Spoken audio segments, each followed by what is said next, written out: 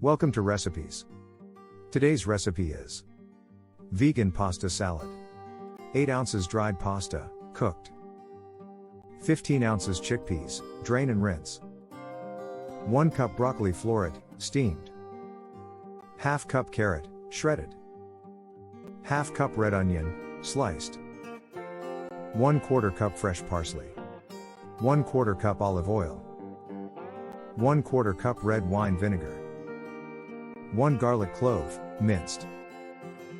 1 teaspoon dried oregano. Salt, to taste. Pepper, to taste. 1½ cups cherry tomatoes.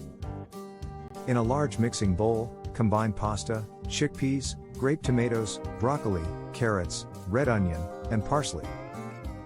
In a small liquid measuring cup, combine olive oil, red wine vinegar, garlic, oregano, salt, and pepper, and whisk to combine.